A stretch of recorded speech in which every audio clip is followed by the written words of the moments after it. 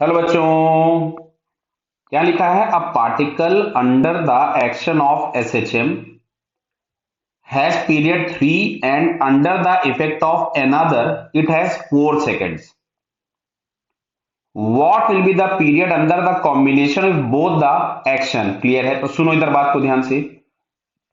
सबसे पहले हम लोग लिखते थे F बराबर माइनस के एक्स। एक्सेलरेशन बराबर आता है k by m times x. इसको अगर हम कंपेयर करते थे ओमेगा स्क्वायर एक्स से, तो ओमेगा बराबर हमारे पास आता है root of k by m. क्या क्लियर? और टाइम पीरियड हम लोगों को मिलता था 2 pi by omega means 2 pi root of m by k, ये हमको टाइम पीरियड मिल जाता था। आप समझो, तो पहली बार जो एसएचएम हो रहा है पहला, क्लियर, वो केवल एक इन्फ्लुएंस की वजह से हो रहा है। मतलब यहां पे अगर मैं F1 लिखूं तो उसमें कुछ माइनस k1x लिखूंगा, और अगर मैं F2 लिखूं तो इसकी जगह मैं माइनस k2x लिखूंगा। अब अगर दोनों साथ में लग जाएंगे तो वो मैं बाद में बात करूंगा। तो पहले यहां जो T1 हमारे पास आएगा, this is 2 pi root of m by k1। ऐसा ही यहां T2 मिलेगा 2 pi root of m by k2। देखो T1 और T2 आपको दिए, ये वाला दिया था 3 सेकंड और ये वाला दिया था 4 सेकंड। चलिए आगे आते हैं। अच्छा भाई, अगर दोनों फोर्स लग गए होंगे तो यहां पे आपको मिलेगा minus of k1 plus k2 into x. तो अब जो यहां पे टाइम पीरियड आपको मिलेगा t, ध्यान से देखिएगा, this one is 2 pi root of m upon k1 plus k2। यानी हमें k1 प्लस k2 की वैल्यू इस इक्वेशन नंबर 1 और इक्वेशन नंबर 2 से पिक करनी है और उठा के यहां पे पुट करनी है। क्लियर है?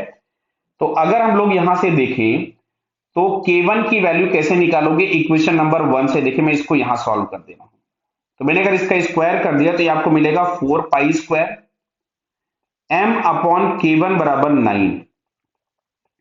तो k1 इज इक्वल टू आपको मिलेगा 4 पाई स्क्वायर m अपॉन 9।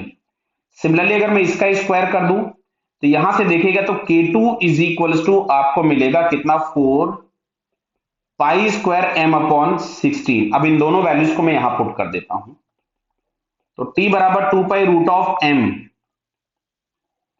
और k1 प्लस k2, तो मैंने इसमें से 4 पाई स्क्वायर m तो कॉमन निकाल लिया। यहां ब्रैकेट में आपके पास आ रहा है 1 बाई 9 प्लस 1 बाई 16। क्लियर है क्या?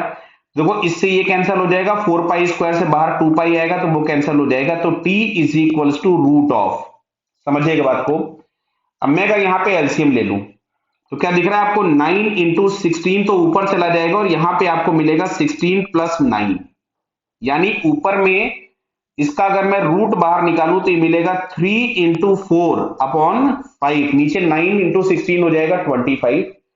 इसको अगर हम लोग सॉल्व कर ले तो आता है 2.4 सेकेंड्स।